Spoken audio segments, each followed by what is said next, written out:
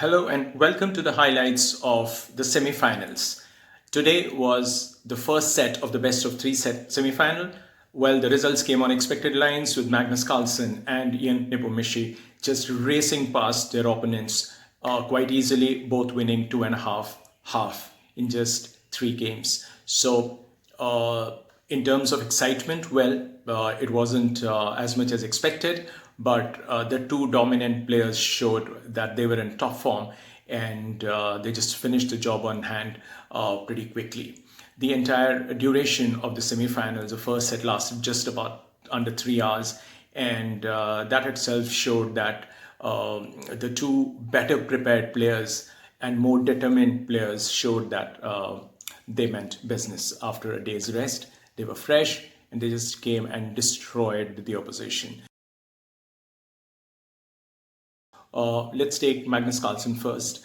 Now, Magnus was playing with black pieces in game 1 and 3, and which he both won from the black side against Peter Swidler, who opted for this English opening in both the games. I mean, despite losing the first, when he tried it again in the third, backfired again. So the same thing didn't work for him.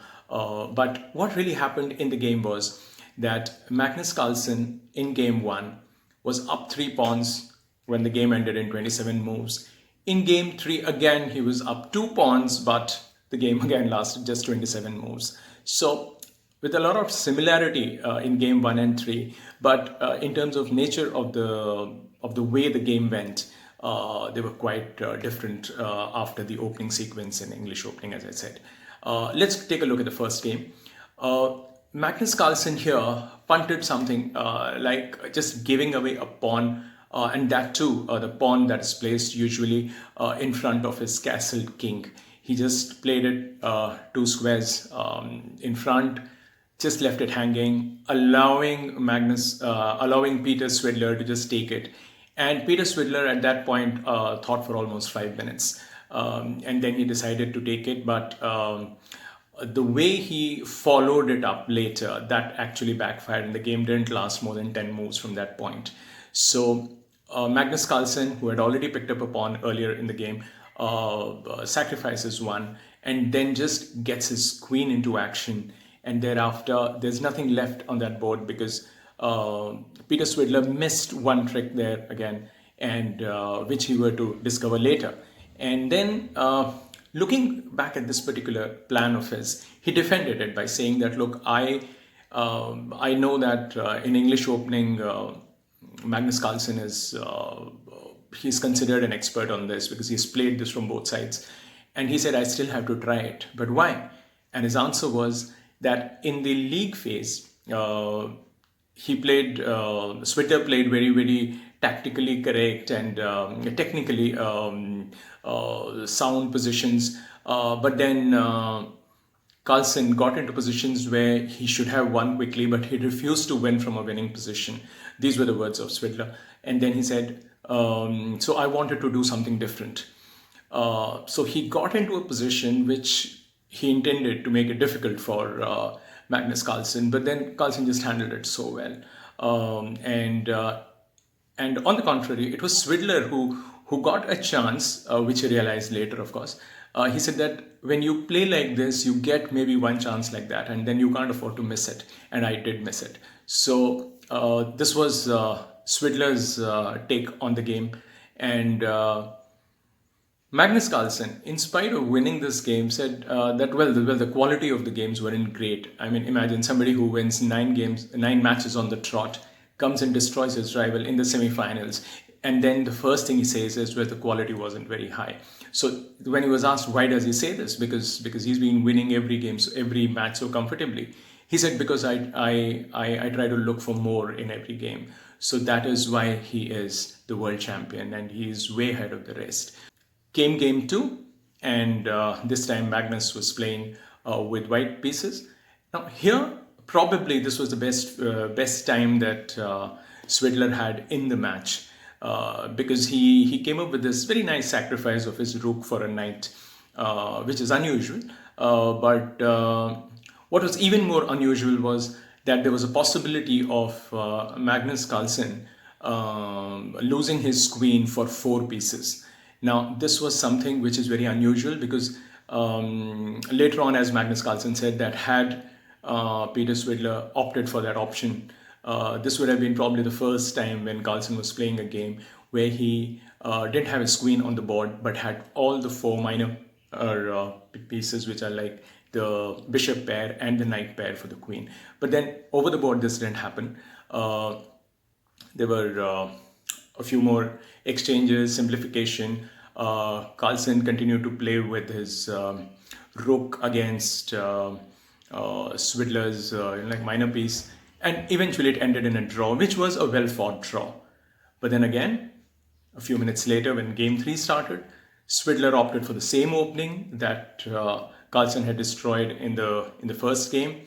But this time, there was a slight variation there. And eventually, in the first game, if Carlsen was 3 pawns up, in this game he was 2 pawns up, and he eventually won very comfortably, where Swidler saw no reason to continue. And as Swidler later on refused to even talk about Game 3, he said, let's not talk about it, because he realized that he had done far too many things wrong there. So there it was, Magnus Carlsen winning 2 games with black pieces, and Swidler leaving the arena, so to say, with plenty to think about, with very little takeaways. Now he has to come back and play better if he has to take it to the deciding third set. Otherwise, the semifinals are going to finish today for him. The second semifinal was equally one-sided. Nepo came with this added dose of determination because he wanted to avenge the loss suffered in the previous tournament, which was the Chessable Masters. Remember, in that tournament, in the semifinals, Anish Giri was being dominated by the Russian, but Nepo somehow blundered a piece and lost. So Nepo remembered how close he had come to beating Anish, but somehow couldn't execute the plan towards the end. And it was with this background that Nepo came and took on Anish. And what added as a fuel to already the fire was burning within Nepo, and Anish didn't really help matters by taking the first game, which was apparently a drawn position, a theoretical draw in a rook pawn ending, to 131 moves. And this annoyed Nepo in his own admission, saying that, look, that game was drawn, but he kept playing, and he took it to 64 minutes. Imagine a 15-minute on the clock for both, and then the game goes beyond the 1 hour mark, which is a rarity. And interestingly, when this match was being played, this particular game, which lasted over an hour, Carlsen and Swidler had already started their second game. So, and here was Nepo he just managed to play out that draw. And then he came for the second one, obviously a little peeved. He wanted to show his anger over the board. And what he did was something which was almost unbelievable. He saw a trap laid by Anish, where Anish wanted to trap Nepo's queen. Now, most of the players would have avoided that, saying that, okay, this is the idea, why should I make my opponent happy? But Nepo saw the things pretty quickly, calculated it, and decided to go for it. Here was a trap that he wanted to walk in, and he did it delightfully. He just went in, gave his queen for a rook and a knight, and thereafter continued playing and just dominated the position. He managed to drive Anish's king from one end to the other, and then finally won in great style. Now, when you win like this, obviously this takes your confidence to a different level. And the person who's at the receiving end, like Anish in this case, for him it was a mental blow, because you actually execute your plan of trapping the rival queen, and still you are not able to win the game. So Anish, for him, it was a psychological blow. In the next, again, Nepo tried to just build on this. He again sacrificed a piece, this time by choice. He just left one of his bishops hanging on the king side, and thereafter just launched an attack from the queen side, tried to control the center, and Anish also helped Nepo's cause by placing his bishop. I mean, he retreated it on a very like backward square from where this bishop wasn't controlling as many squares. So thereafter, it was Nepo all the way. He got his queen into play in a big way. Got his second rook also, and then finally sacrificed that rook for this backwardly placed bishop. And then thereafter. Anish just resigned at that point because he knew that there was no escape for his defenseless king. So that's how the game ended, and and especially in the third game, one of the notable features, which is again a rarity in modern day chess, is that this particular game being played at 15 minutes to a player on the clock. At one stage, Anish Giri was down to 2 minutes and 39 seconds on the clock.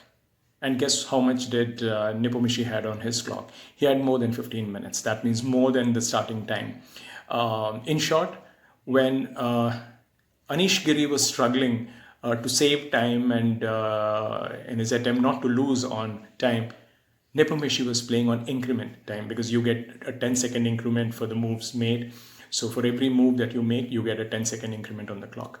So Anish Giri struggled with his time. Nepomucci had the luxury of playing just in his increment time, and that added to the pressure on Anish. Now, this we have seen so often that Nepomucci, with the way he plays, I mean, simply fast and furious, brings this added element of pressure on the opponent because he and the clock both seem to be against the rival.